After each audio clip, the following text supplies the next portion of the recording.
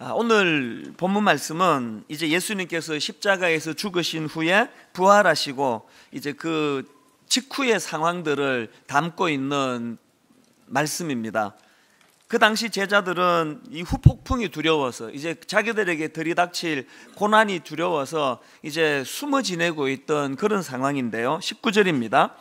이날 곧 안식 후 첫날 저녁 때에 제자들이 유대인들을 두려워하여 모인 곳에 문들을 닫았더니 예수께서 오사 가운데 서서 이르시되 너희에게 평강이 있을지어다. 또 21절에서도 예수께서 또 이르시되 너희에게 평강이 있을지어다. 아버지께서 나를 보내신 것 같이 나도 너희를 보내노라. 지금 어떤 상황인지 아시겠죠? 이렇게 제자들이 두려워 떨고 있는 그런 상황인데 부활하신 예수님께서 그 제자들을 찾으셔서 위로해 주시고 힘을 주시는데요. 가만히 보니까 이때 예수님이 주신 말씀이 두 가지더라고요.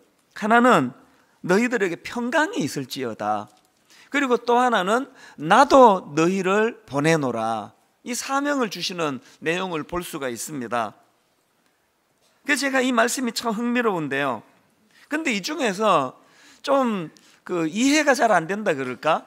이게 참 독특하다는 느낌을 주는 말씀이 뭐냐 하면은 예수님께서 이제 19절에서 두려워 떠는 제자들에게 평안을 주시지 않습니까? 그래서 20절에 그 제자들에게 두려움이 사라지고 기쁨이 회복되는 것을 볼 수가 있습니다. 20절입니다. 이 말씀을 하시고 손과 옆구리를 보이시니 제자들이 주를 보고 기뻐하더라. 이렇게 이미 20절에서 제자들이 평안을 되찾았습니다.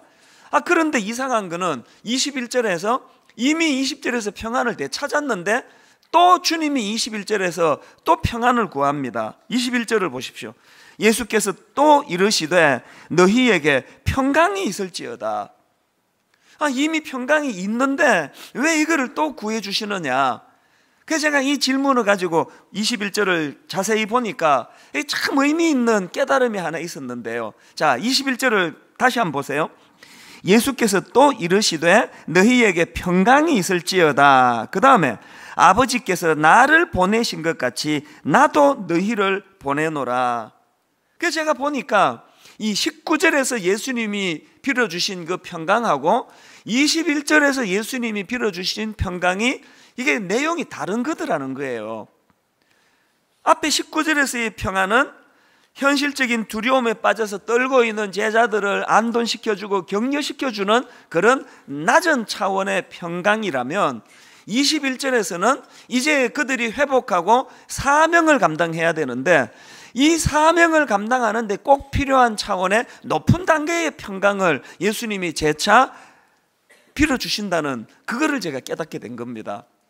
그래서 이런 맥락에서 제가 이 본문을 묵상하면서요, 오늘 저와 여러분 예수 믿는 우리 크리스천들에게 있어서 이 세 가지 단계가 있다는 것을 제가 새삼 발견하는데요. 이게 무슨 말씀인가 하면은, 자, 우리 신앙생활의 이 첫 번째 단계는 뭐냐? 이 낮은 단계의 두려움의 단계입니다. 지금 제자들이 19절에서 예수님의 십자가 이후로 기세등등한 유대인들과 세상이 두려워가지고 지금 떨고 있는데요. 그런데 참 그 흥미로운 게 뭐냐 하면은 제자들이 이렇게 떨고 있는데 바로 그 앞구절인 18절에 보니까, 자 보십시오. 막달라 마리아가 가서 제자들에게 내가 주를 보았다 하고 또 주께서 자기에게 이렇게 말씀하셨다 이러니라. 이미 제자들에게 예수님이 부활하셨다는 소식이 전해진 거예요. 예수님이 부활한 걸 몰라가지고 떨고 있으면 우리가 이해를 하겠는데 이미 예수님의 놀라운 그 부활의 소식을 그들이 전해 들었는데도 불구하고 현실적인 공포, 두려움, 이 생활의 염려, 두려움이 얼마나 그게 강력했던지 예수님이 부활하신 소식이 현실적인 제자들의 두려움을 물리치지를 못했다는 거예요. 에이, 그런 게 어디 있나? 제자들이 알았는데 어떻게 두려워 떨 수가 있느냐? 어떻게 그런 일이 있을 수 있냐고요? 여러분 보시면 알잖아요. 여러분 모두가 다 예수 믿으시잖아요. 그래서 오늘 여기 예배 드리러 오셨잖아요. 그럼에도 불구하고 날마다 우리가 현실의 두려움 때문에 잠을 못 이루고 벌벌 떨고 있고 나약하고, 이게 오늘 수많은 그리스도인들의 모습 아닙니까? 이걸 제가 이 낮은 단계의 두려움이다, 그렇게 이름을 지어 본 겁니다. 누가복음 21장 34절에 보면은 너희는 스스로 조심하라. 그렇지 않으면 방탕함과 술 취함과 생활의 염려로 마음이 둔하여지고. 제가 이 구절 읽을 때마다 하나님이 저에게 주시는 경고가 뭔지 아십니까? 저 술 취하지 않습니다. 술 안 마십니다. 저 그렇게 방탕한 짓 안 하고 삽니다. 그런데 여러분, 제가 목사라고 하면서 부활하신 주님을 믿는다고 하면서 이 생활의 염려가 너무 커가지고 날마다 근심하고 살아가면은 이게 술 취한 거랑 똑같은 타락된 모습이라는 겁니다. 오늘 수많은 그리스도인들이 모태신앙인이다, 주일이면 꼬박꼬박 교회 나와 예배를 드리면서도 여전히 불안하고 여전히 두렵고 이 생활의 염려가 많다면은 이것이 참 부끄러운 일이라는 거예요. 이런 분들은 빨리 두 번째 단계로 올라가셔야 돼요. 두 번째 단계가 뭐냐? 그 두려움을 극복하고 평안을 얻어내는 단계. 이게 두 번째 단계입니다. 이게 20절 아닙니까? 이 말씀을 하시고 손과 옆구리를 보이시니 제자들이 주를 보고 기뻐하더라. 그 세상의 염려와 근심으로 두려움에 빠져있던 제자들이 부활하신 주님을 인격적으로 만나지 않습니까? 그 주님을 만나고 나서 제자들 마음속에 그 두려움은 없어지고 주님 주신 기쁨으로 회복이 되는 단계, 이게 두 번째 단계예요. 너무나 많은 크리스찬들이 교회는 들락날락거리는데 이 두 번째 단계가 뭔지를 전혀 맛보지를 못하고 신앙생활하는, 그래서 이건 뭐 퍼센티지로 몇 퍼센트나 될까요? 적어도 50% 전후가 교회는 왔다 갔다 하는데 생활의 염려와 두려움으로 복음의 능력이 전혀 나타나지 않는 이런 삶을 살고 있다고 저는 그렇게 생각을 합니다. 저는요, 진심으로 오늘 예배 드리는 여러분 정말 내가 사랑하는 마음으로 권면하는데요, 기왕에 여러분이 크리스찬인데 교회를 다니시는데 날마다 이 낮은 단계의 두려움에 빠져가지고 잠을 못 자고 불면증 가지고 걱정 많고 근심 많은 이런 상태로 사시지 말고 부활하신 주님을 인격적으로 만나는 여러분 되시기를 바랍니다. 여러분, 우리 이 생활 속에서 마태복음 14장 27절이요, 제자들이 그 폭풍 앞에 두려워 떨고 있는데 주님 찾아가셔서 주신 말씀 이거 아닙니까? 예수께서 즉시 이르시되 안심하라, 나니 두려워하지 말라. 여러분, 불안한 이 땅을 살아가면서 이 주님의 말씀을 우리가 듣고 살아야 되는 거 아닙니까? 그런가 하면은 마태복음 9장 22절도 마찬가지입니다. 세상에 12년 동안 혈루증이라는 그 여성 큰 병을 만나 고통하던 여성을 주님이 뭐라고 말씀해 주십니까?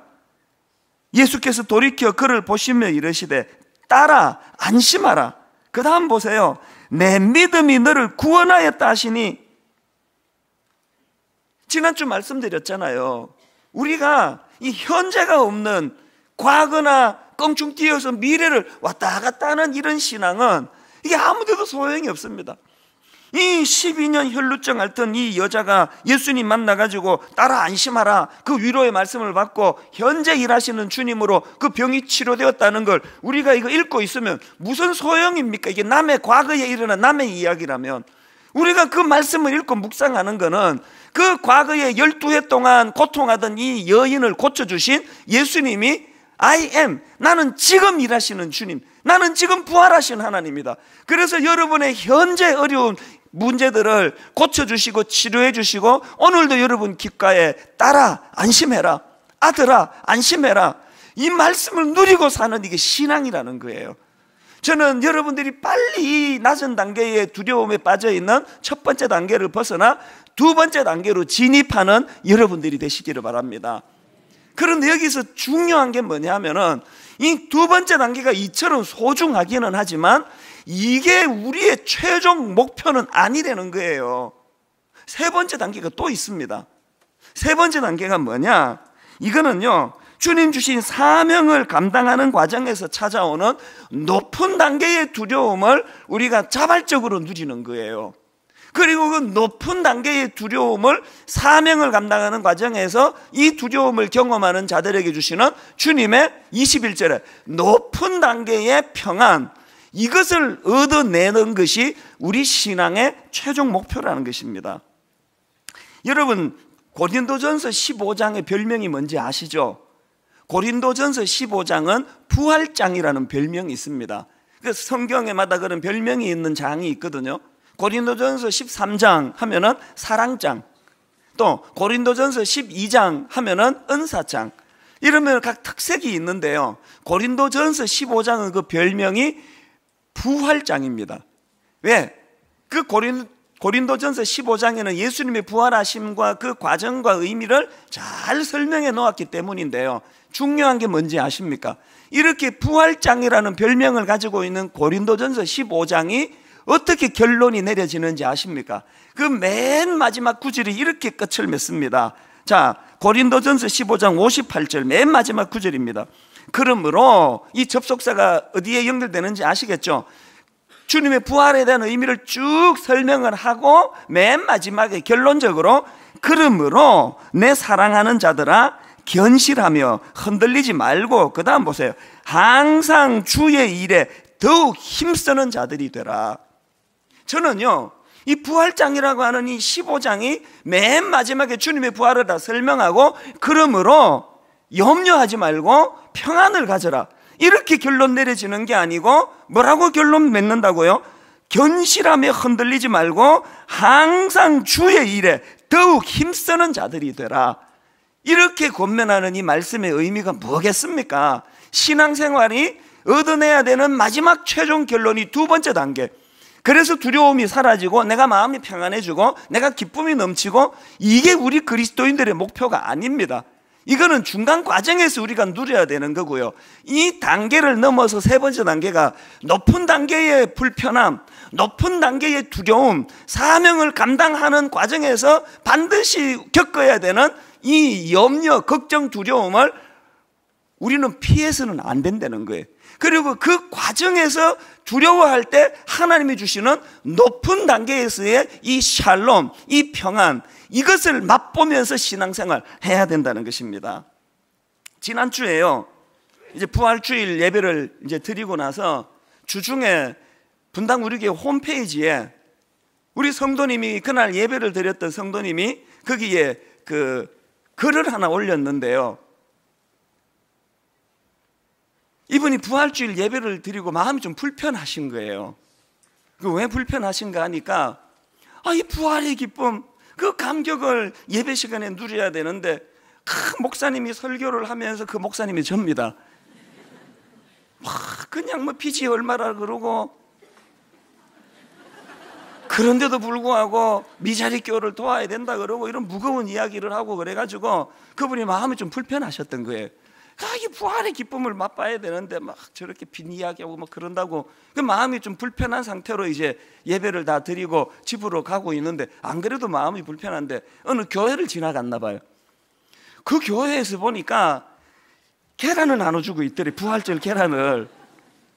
안 그래도 불편했던 데다가 이분이 무슨 생각이 들으냐니까, 분당 우리 교회는 부활절 계란 같은 것도 안 주고 그 사가지고 전도 대상자에게 이거 전해주라고, 그런 것들이 다 마음이 불편한 거예요. 게시판에 그 좀 섭섭한 마음을 이제 글을 올렸는데요. 여러분, 사실 제가 그 글을 보면서 그분께 참 죄송했어요. 찬찬히 읽어보니까 다 맞는 이야기예요. 이 부활절날 기뻐 찬양하고 춤추고 노래하고 뭐 그렇게 해야 되는데, 이 교회가 그냥 그 계란도 하나 안 주고. 그래서 제가 진심으로 미안한 마음이 있었습니다. 사실 분당 우리 교회는요, 성도들에게 부담을 많이 주는 교회 아닙니까? 모처럼 예배 드리러 왔는데 매주일마다 영상으로 제일 먼저 나오는 광고가 기존 신자 등록을 안 받으니까 여러분들은 자신을 더 필요로 하는 교회로 가시라고. 이거 참 듣기 따라 신뢰되는 광고 아닙니까? 또 이제 한 7년 8년 있으면은 10,000명에서 15,000명 작은 교회로 이제 파송해야 된다고 막 틈만 나면 이런 부담스러운 이야기를 계속 하는 게 분당 우리 교회니까 그 성도님들 마음이 이해가 돼요. 누가 그러더라고, 목사님 갈 때 가더라도 있을 때라도 마음 좀 편하게 있읍시다. 그게 참 너무 죄송해요. 이해가 돼요. 제가 게시판 그분에다가 내가 참 사과의 글을 썼습니다. 내가 표현이 부족하고 그래서 마음이 그렇게 불편했다면 참 양해해 달라고. 그래서 제가 진심으로 미안한 마음으로 글을 썼는데요. 그런데 여러분, 그 글 쓰신 분에게 진심으로 미안한 마음이 드는 동시에 또 한편으로 제게 무슨 생각이 들었냐면요, 지난 부활주일날 이분이 가졌던 그 불편함이요, 이 세 번째 단계, 이 높은 단계, 그저 우리가 이곳에서 잘 먹고 잘 사는 그것이 목표가 아니고 작은 교회들을 향한 우리 연약한 교회를 섬기는 차원에서 겪어야만 되는 불편이라면 그분 부활절 예배 제대로 잘 드린 거다, 그거 제대로 잘 드린 예배 맞다, 내 마음에서 그런 생각이 드는 거예요. 그러면서 제 머리에 떠오르는 게 사도행전인데요. 여러분이 사도행전의 구조를 한번 보세요. 보통 목사님들이 이제 초대교회로 돌아가자 교회의 모범을 설교할 때 주로 인용하는 게 사도행전 2장에 나오는 말씀 아닙니까? 44절부터 나오는 이 말씀 아마 다 익숙하실 거예요. 믿는 사람이 다 함께 있어 모든 물건을 서로 통용하고 또 재산과 소유를 팔아 각 사람의 필요를 따라 나눠주며 날마다 마음을 같이하여 성전에 모이기를 힘쓰고 집에서 떡을 떼며 기쁨과 순전한 마음으로 음식을 먹고 하나님을 찬미하며 온 백성에게 칭송을 받으니 주께서 구원받는 사람을 날마다 더하게 하시니라. 그래서 보통 설교할 때 초대교회로 돌아가자, 교회의 모습을 회복하자, 이렇게 설교하는데요, 그 틀린 말씀은 아니에요. 그러나 이게 지나치게 강조되면 성경의 균형을 깨는 잘못된 설교가 될 수 있습니다. 왜 그렇습니까? 여러분, 사도행전을 하나님이 우리에게 주신 목표는요, 2장을 결론으로 내리기 위해서 주신 게 아니에요. 2장은요, 이 초대교회의 그 회복과 부흥은요, 진짜 주님이 이루고자 하는 꿈을 이루기 위한 과정에 불과합니다. 다 아시지만 사도행전 전체를 요약해 놓은 말씀이 사도행전 1장 8절 아닙니까? 이 사도행전 1장 8절은요, 사도행전 전체를 축약해 놓은 말씀인데 한번 보시기 바랍니다. 오직 성령이 너희에게 임하시면 너희가 권능을 받고 예루살렘과 온 유대와 사마리아와 땅 끝까지 이르러 내 증인이 되리라 하시니라. 사도행전은 이 8절이 압축된 말씀이에요. 그래서 여러분 아시지만 사도행전이 첫 출발은 그들이 발 딛고 있던 예루살렘으로 배경을 시작하는데 사도행전의 마지막은 로마로 끝을 맺는 거 아닙니까? 그래서 제가 주장하는 게 뭐냐 하면은 분당 우리 교회가 지난 10년 동안에 이 2장에서의 아름다운 초대교회의 모습을 우리가 본받으려고 애를 많이 썼습니다. 그래서 너무너무 신실하고 인격적이고 좋은 성도들이 모여가지고 참 기뻐 예배하는 좋은 교회가 됐습니다. 제가 여러분에게 입에 발린 아부하는 게 아니고요, 저는 진심으로 하나님 앞에 여러분 때문에 행복한 목사예요. 제가 우리 어머니에게, 미국에 계시는 어머니에게 전화를 드릴 때마다 하는 말씀이 그거예요. 저는 좋은 성도 만나서 복 터졌습니다. 어머니, 저는 우리 성도님들 목회하는데 스트레스가 하나도 없습니다. 저를 힘들게 하는 성도 아무도 없습니다. 어머니 그걸 내가 자랑해요. 근데 왜 1만 성도 파송 운동이라는 이상한 운동을 이 행복한 교회에서 왜 하느냐고요. 여러분 안 나가시면 제가 은퇴할 때까지 여러분과 이렇게 지낸다면 제게 이게 얼마나 기쁨이고 행복이겠냐고요. 왜 해야 되느냐고요. 여러분, 교회는 우리 알콩달콩 행복하자고 있는 게 아니기 때문이에요. 기독교 역사를 다 아시잖아요. 한번 기독교 역사까지 갈 건 뭐 있습니까? 대한민국에 그동안 부흥하고 은혜가 되던 소문난 좋은 교회들이 바로 이 사도행전 2장에 우리끼리 떡에 먹고 나눠 먹고 친교하고 우리끼리 잘 지내는 거기에서 진도가 나가지 않고 머물 때에 반드시 교회는 변질되고 타락한다는 것을 우리가 기독교 역사를 통해서 보고 있는 거 아닙니까? 분당 우리 교회가 지금 너무너무 재밌게 잘 지낸다, 좋은 사람들이 모였다, 우린 서로 사랑한다, 다락방에서 형제보다 더 잘 지낸다, 이렇게 하고 우리가 주저앉아 있으면 우리 교회는 반드시 타락할 수밖에 없는 거예요. 그래서 여러분, 그 낮은 단계의 불안과 두려움에 있던 우리들이 두 번째 단계로 넘어가 하나님 은혜를 누리고 마음의 평안이 왔다면 반드시 높은 단계의 세 번째 사명의 길로 나가야 된다는 겁니다. 이게 1만 성도 파송 운동입니다. 1만 성도 파송 운동은요, 주변의 작은 교회를 살리자고 하는 운동이 아니고요, 우리 살자고 하는 운동이에요. 우리의 타락을 막는, 우리의 변절을 막는, 그리고 이런 일들을 행할 때 성령님이 우리에게 어떤 충만한 역사를 주시는가를 맛보기 위한 놀라운 운동입니다. 지난주 부활주일 날 교회가 달걀도 안 주고 사서 전도하는 데 쓰라 그러고, 여러분 마음을 불편하게 해서 지난주 예배가 마음이 불편하셨다면 여러분 예배 잘 들으신 거예요. 그게 부활절의 예배가 그래야 되는 거예요. 늘 우리는 먼저 내가 회복이 되고 내가 은혜를 받고, 그리고 거기에 머무는 게 아니고 내가 회복되자마자 하나님 주신 사명으로 눈을 돌려야 되는, 이 자동으로 눈이 돌아가야 됩니다. 내 인생의, 내 목회의 마지막이, 그래서 분당 우리 교회에서 나는 해피하게, 행복하게, 어떤 목사님보다 더 잘 은혜를 누리며 잘 살았다, 이렇게 결론을 내리면 제 목회는 타락한 목회가 되는 겁니다. 우리 인생도 마찬가지예요. 왜 오늘 우리가 이 선교의 주의를 정해가지고 여러분 집에 가셔서 나누어 드린 이 선교 가이드북을 꼼꼼히 들여다보세요. 저는 이 가이드북을 보면서 얼마나 많이 은혜를 받는지 몰라요. 우리 국내 선교, 해외 선교 분과 수많은 성도님들이요, 어떤 팀은요, 지금 우리 교회가 섬기고 있는 미자립교회 134교회를요 순회를 하고 계세요. 도와드릴 게 없나? 여러분, 이 134개 교회가 다 뭐 여기에 한 동네 살고 있는 교회 아닙니다. 전국에 다 흩어져 있습니다. 그런데 저 같은 목회하는 사람도 아니고 여러분 중에 그냥 직장 생활하고 일반 성도님 중에 틈만 나면 그 교회들을 방문하고 그 섬기고 있는, 그게 얼마나 이게 힘드는 일이겠냐고. 그러면서 거기에 보람이 있고 성령님의 위로가 있으니까 그 사역을 하시는 거 아닙니까? 여러분, 우리 교회 안에 교정 선교라고요, 일시적으로 잘못을 저질러 교도소에 가 낙심한 분들에게 정기적으로 찾아가 말씀으로 그들을 위로하고 소년원을 방문하고 소년원에서 나온 그 아이들을 도와주고, 이런 일들을 지금 왜 열심히 하고 있겠냐고요. 여러분, 우리 교회가 돕고 있는 해외 선교하고 계시는 해외 선교사님 76가정을 너무너무 정성으로 섬기는 분들이 다 여러분 같은 우리 교회 평신도들입니다.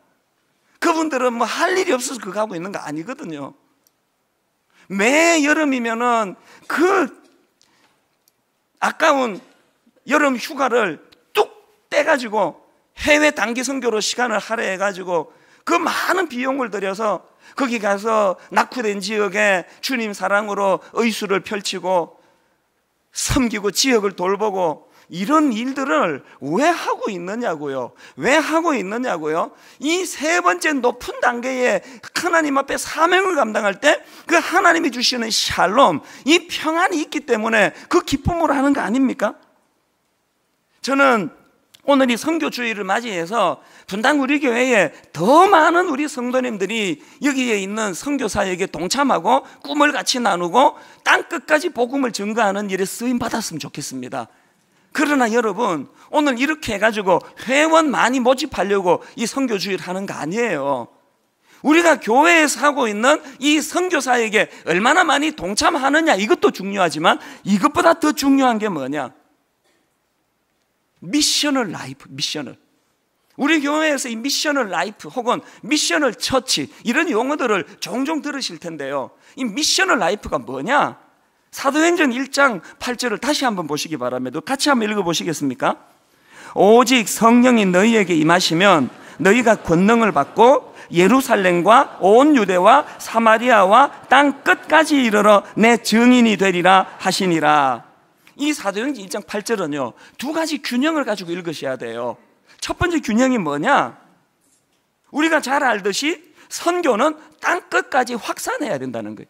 내가 발을 딛고 있는 이 분당으로부터 시작해가지고 경기도를 넘어 대한민국을 넘어 아프리카로 중동으로 땅 끝까지 복음은 확산돼야 된다는 거예요. 그런가 하면은 또 다른 한 균형이 뭐냐 하면은 선교는 지역별 차별이 없다는 말씀을 주시는 거예요. 이 1장 8절에 보니까요, 예루살렘과 온 유대와 사마리아와 땅 끝까지 이르러, 여기에 와 또 무엇과 무엇과 무엇과, 이걸 원어로 보니까요 영어로 치면 and에 해당되는 이 카이라는 접속사를 사용하고 있습니다. 여러분 그 영어 문법으로 등위 접속사를 다 하시지 않습니까? A and, B and, C and, D and 할 때 이 and가 등위 접속사 할 때는 A와 B와 C와 D가 차별이 없다는 거예요.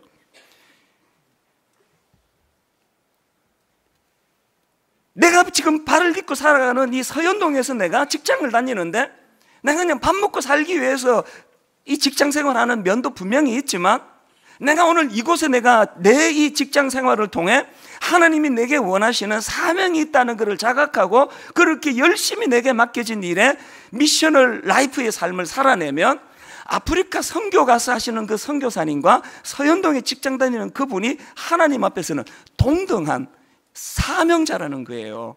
그래서 여기 나오는 이 내 증인이 되리라, 우리말에는 이거를 지금 단수로 써놨는데요, 원어로 이게 복수예요. 그게 번역을 이렇게 하면 안 되고요, 내 증인들이 되리라 이렇게 표현해야 옳습니다. 뭘 의미할까요?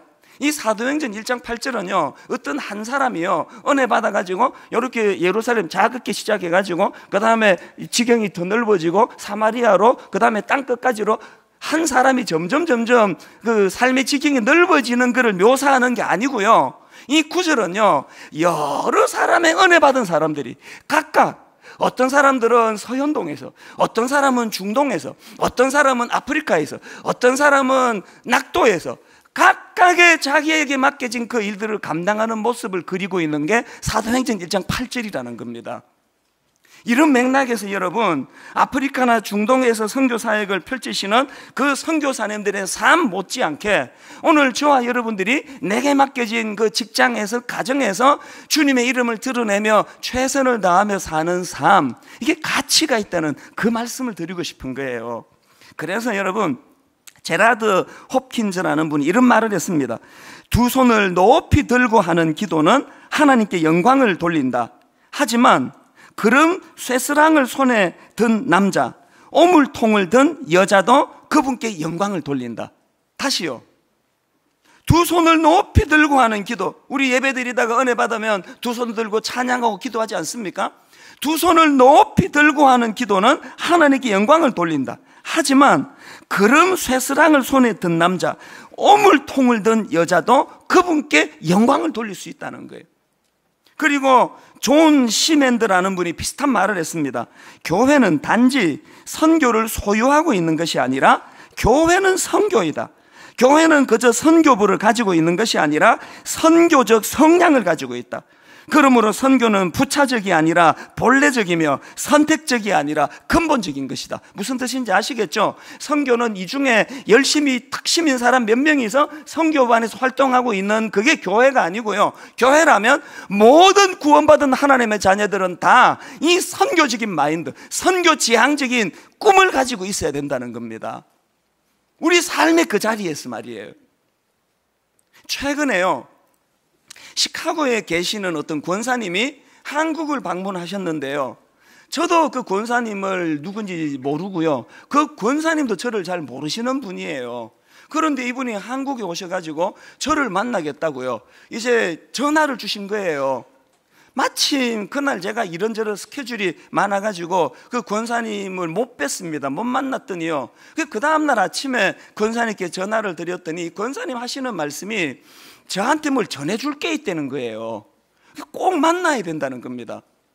그 연세도 많으신 이 어른이요, 그 동생분이 경기도 파주에 사셔요. 파주에 지금 머물고 있다는 거예요. 파주에서 분당까지 오면은 이게 대중교통으로 오신다는데요, 못 잡아도 이거 2시간 가까이 소요되는 거 아닙니까? 그래서 기어이 그날 오셨어요. 동생과 더불어 저희 교회로 무르무르 오셨는데요, 뭘 전해주고자 하는가 보니까 돈 1,800만 원을 갖고 오셨어요. 그러면서 하시는 말씀이, 당신이 지금 미국 교포인데 계속 하나님이 자기에게 부담을 주셔가지고 틈틈이 모아놓은 이 1,800만 원을 작은 교회를 위해서 좀 써달라는 거예요. 그리고 이분 부탁이 한 교회만 쓰지 말고 가능한 한 여러 교회에 이 돈이 쓰이면 좋겠다. 그래서 이분이 이제 믿을 만한 사람을 찾아야 되는데 자기가 저를 택한 거예요. 여러분, 저 이런 사람입니다.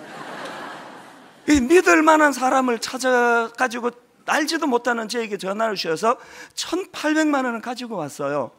여러분, 이게 예수 안 믿는 사람이라면 이해가 될까요? 이게 연세 대신 그 할머니 권사님, 이 100살까지 살아야 되는 시대에 그거 넣어놓고 아껴 그렇게 쓰셔야 되는 거 아닙니까? 왜 1,800만 원이라는 그 큰 돈을 알지도 못하는 저에게 맡겨가지고 작은 교회를 위해 써달라고 그러시느냐고요. 그게 미션을 라이프예요. 하나님이 당신에게 주신 은혜, 그 은혜의 감격으로 하나님 주신 부담이거든요. 모처럼 한국 방문해가지고 어제 저 기다리느라 하루를 다 날렸대요. 하루 종일 기다렸대요. 그 다음날 파주에서 여기 왔다가 돌아가시면 적게 잡아도 4시간 가까이 시간, 또 거의 반나절 공친 거 아닙니까? 왜 그래야만 된다고요? 이유 없습니다. 그게 미션을 라이프예요. 내가 은혜 받았다면 나만 돌아보는 게 아니고, 그래서 그 귀한 돈을 함부로 쓰겠습니까? 선교 담당 목사님을 불러가지고 이런 사연이 있는 돈이니까 이걸 잘 써달라고 그랬더니요, 회의를 했대요.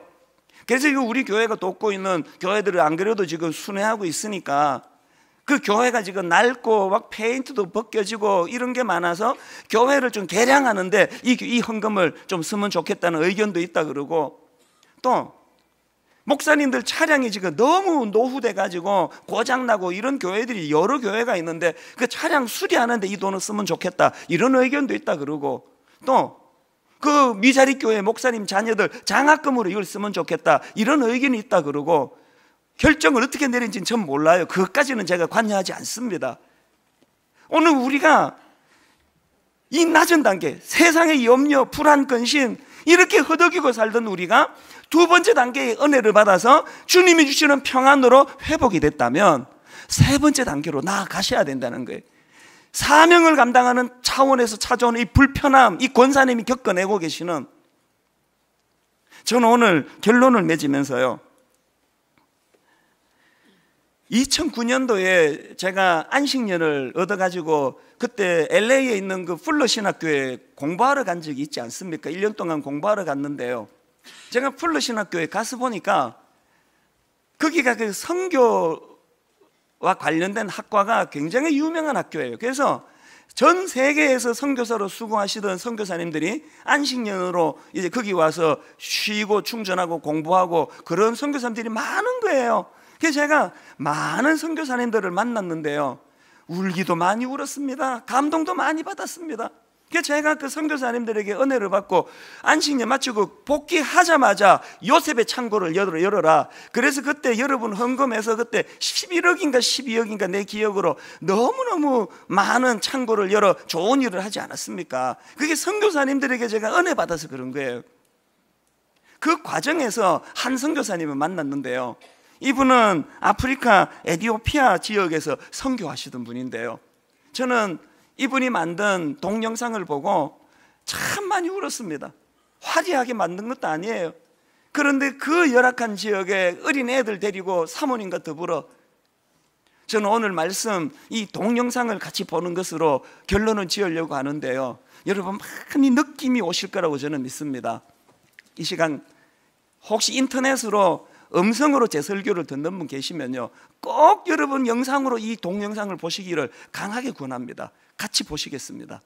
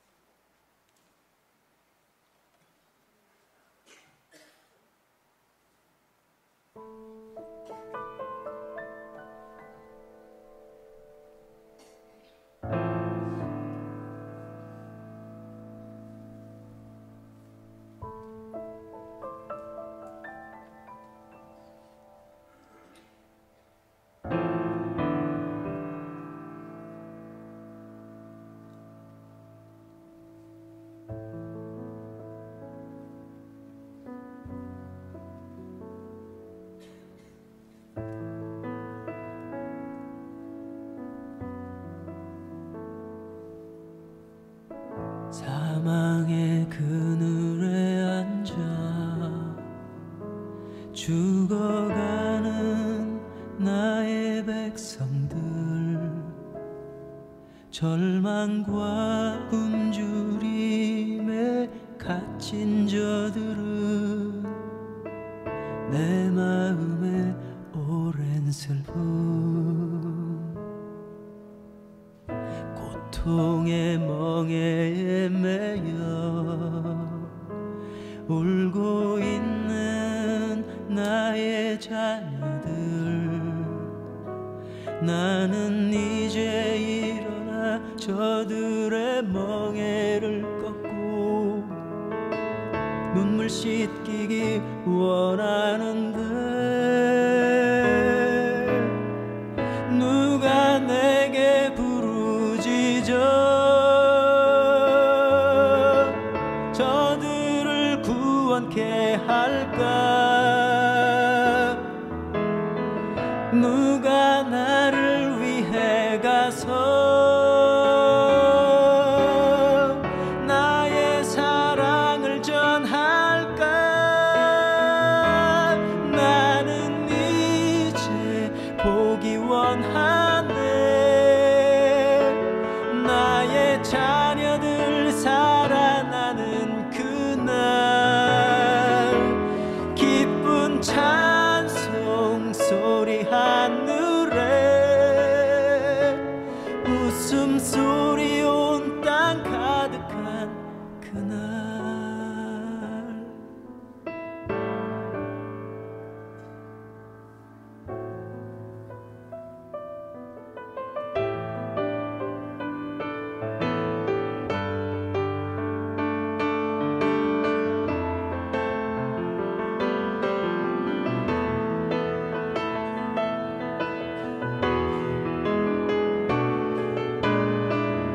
누가 내게 부르짖어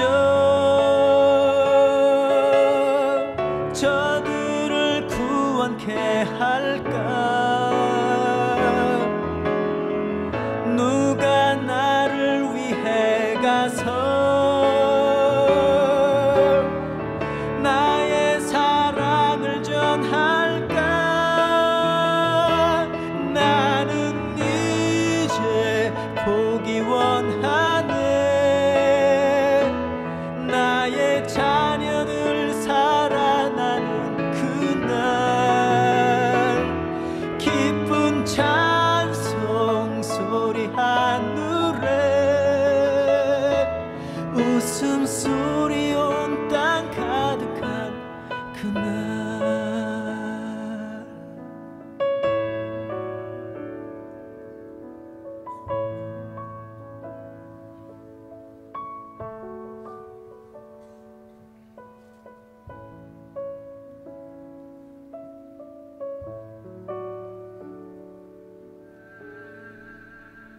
오직 주의 사랑에 매여 내 영 기뻐 노래합니다.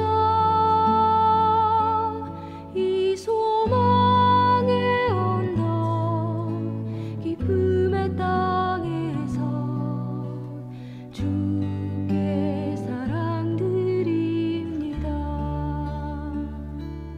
오직 주의 임재 안에 갇혀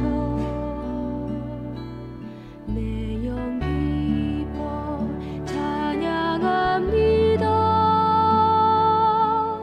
이 소명의 언덕 거룩한 땅에서 주께 경배드립니다. 주께서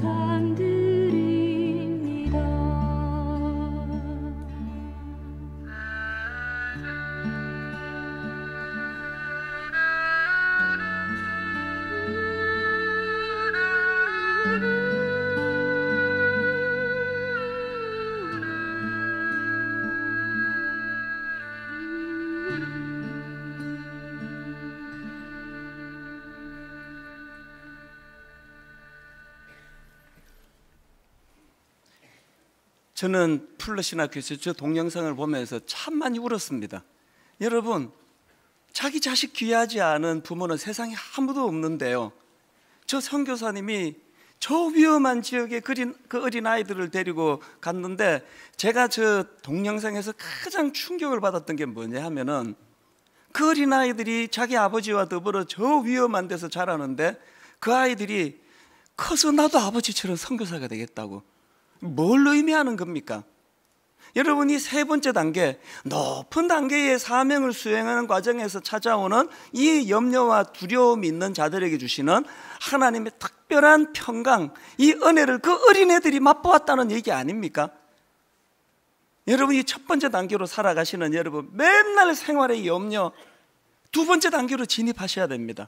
그런가 하면 그렇게 많은 은혜를 받아 두 번째 단계 평안을 누린다면 이제는 사명의 세 번째 단계로 올라가셔야 됩니다. 저는 오늘 결론을 이렇게 내리고 싶은데요, 예전에 우리가 참 눈물로 부르던 이 찬양이요, 주님 다시 오실 때까지 나는 이 길을 가리라, 좁은 문 좁은 길 나의 십자가 지고. 우리가 이렇게 사명을 향해 나아갈 때 본문에서 말씀하시는 것처럼 성령님께서는 우리를 인도해 주실 줄로 믿습니다.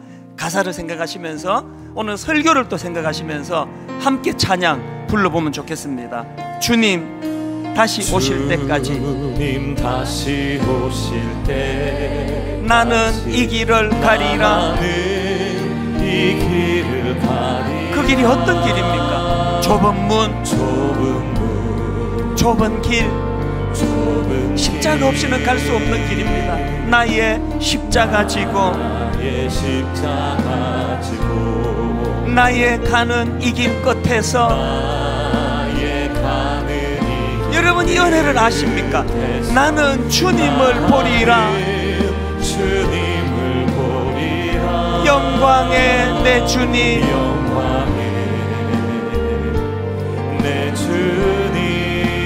나를 맞아주시니.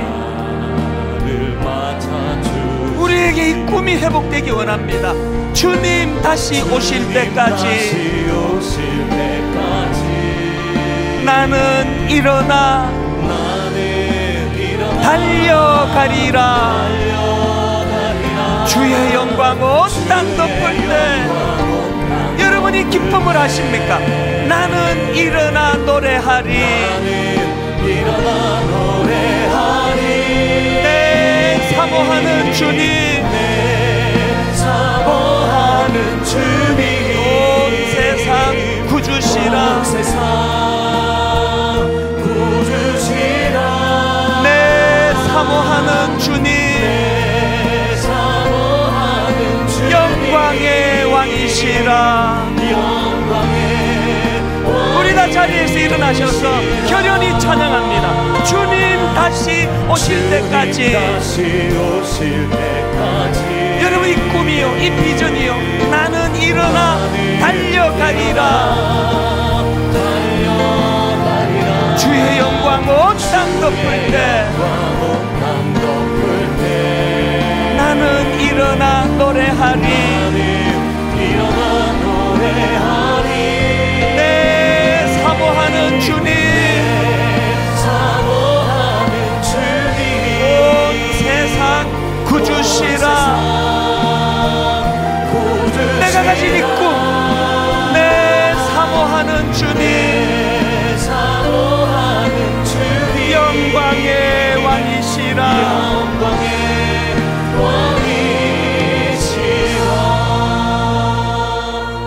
예수께서 또 이르시되 너희에게 평강이 있을지어다. 아버지께서 나를 보내신 것 같이 나도 너희를 보내노라. 하나님, 우리가 이 사명을 받은 감격을 회복하기를 원합니다. 그저 내 한 몸 잘 먹고 잘 살고 내 목회하는 내 한 교회 잘 되고 여기서 많은 것 누리는 것을 축복이라 여기지 않게 해주시고, 아버지, 이런 사도행전 2장의 복을 우리가 누린다면 이제 아버지, 땅 끝까지 이 복음을 전하기 위하여, 사명을 감당하기 위하여 안 해도 되는 고생을 사서하고 안 해도 되는 염려 근심 내가 안고 달려나가면 주님께서는 높은 단계의 평강을 선물로 주실 줄로 믿습니다. 사명 가진 자가 누리는 그 아름다운 평강을 맛보아 아는 저희들 되게 하여 주시옵소서.